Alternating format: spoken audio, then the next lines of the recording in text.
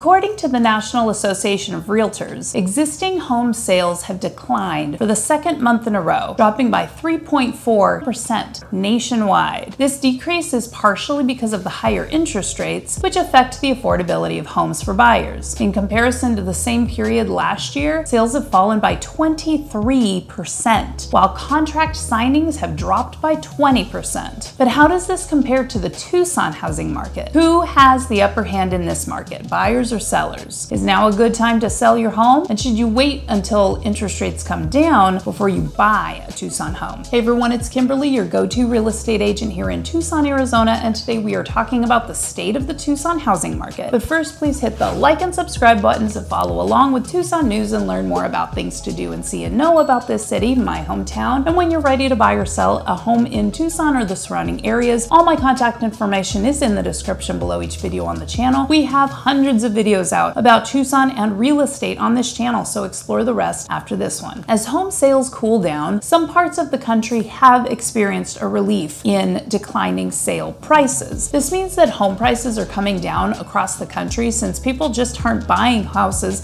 at the same rate. Prices have decreased by 1.7% across the nation compared to the previous year. However, it's important to note that more affordable markets are still seeing price gains. And yes, this includes Tucson. Tucson is still seeing an average sale price increase, and we're actually up 5.2% versus last year. Tucson is still in high demand. But why? Well, not surprisingly, a lot of people are moving here from colder climates. This past winter was pretty long and rough for a lot of folks in other colder states, and they're ready for warmer weather along with everything that Tucson has to offer. They are sick and tired of shoveling snow and falling down on icy sidewalks or even being snowed in altogether, and mostly just tired of being cold. Tucson gets them outdoor activities year-round, sunshine, minimal yard maintenance, and no natural disasters. Another reason the prices in Tucson continue to go up is that there's simply not enough housing supply to keep up with the demand, and there are several reasons for this. One reason is that many people in the past few years bought homes or refinanced their current mortgages and locked in with very attractive interest rates. When you have a 2 to 3% interest rate, the incentive to stay put in your current house will probably outweigh your itch to move. Mortgage rates are now in the 6 to 7% range when compared to where rates used to be. Higher interest rates mean people just can't afford as much house. Is there mortgage rate relief ahead? Well, it really is hard to say what's going to happen. Inflation peaked at 9% in July of 2022 and has come down to below 5% since then. This should cause the Federal Reserve to slow down or stop the federal funds interest rates from increasing, which will help slow down the skyrocketing mortgage prices. Hopefully we won't see mortgage interest rates go up too much more, but the future still looks cloudy. So the million-dollar question is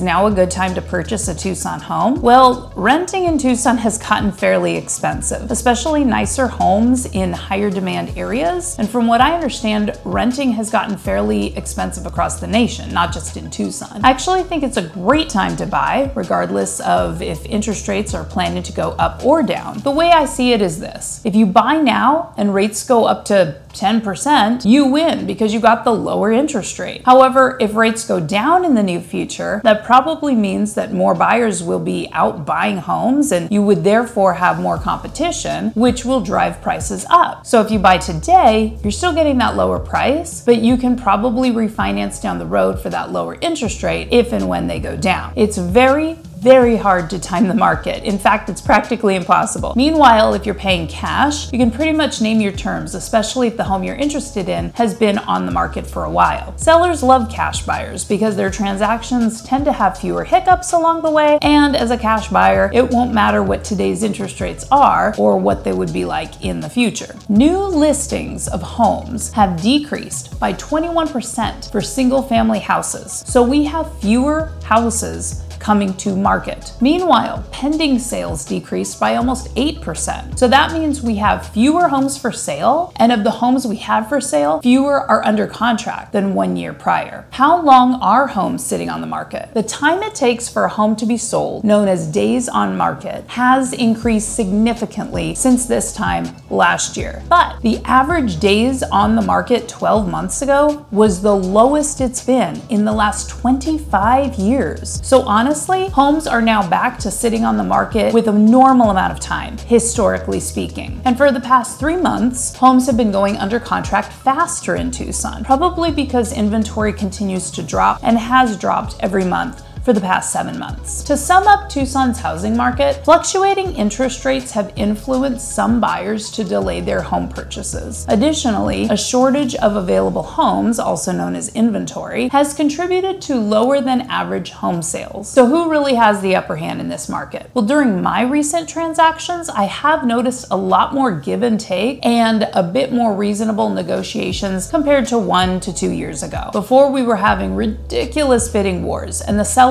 definitely had the upper hand. The scales of the buyer-seller power structure are now a little bit more neutral when it comes to offer and acceptance of purchases. Homes are still selling for pretty much close to asking price. Sellers are still receiving 98.9% of list price. That's not too bad if you're a seller. If you're interested in selling your home, I have a great marketing strategy, including professional drone photos and videography, and we also create virtual tours of any homes listed, as well as make an exclusive video to be featured on this YouTube channel, which now has over 10,000 subscribers. I am also seeing more give and take in the world of new construction. Builders are more and more open to accepting contingent offers and having wiggle room with other terms than they've had in recent past years, which is another plus for buyers. It's always a great idea to have a realtor representing you when purchasing a new build home, because the expertise of an experienced agent like myself can help you understand the different builders, locations, and incentives. The best part is, it doesn't cost you anything to have a person like me representing you. I hope you've learned a little bit about where the Tucson home market currently stands. If you're interested in buying or selling a home here in Tucson, Arizona, I would love to help you out. All my contact information is in the description below each video on the channel, and there are hundreds of other videos on this channel about things to do and see and know about this city, my hometown, so make sure you're exploring the rest of the channel. Comment below with your thoughts about the Tucson housing market, and please consider showing this channel some love by liking and subscribing on your way out the door. Check out this next video on Tucson's best suburbs to learn more about areas to live in Tucson, Arizona. I really appreciate you hanging out with me today, and I will see you in the next Tucson video.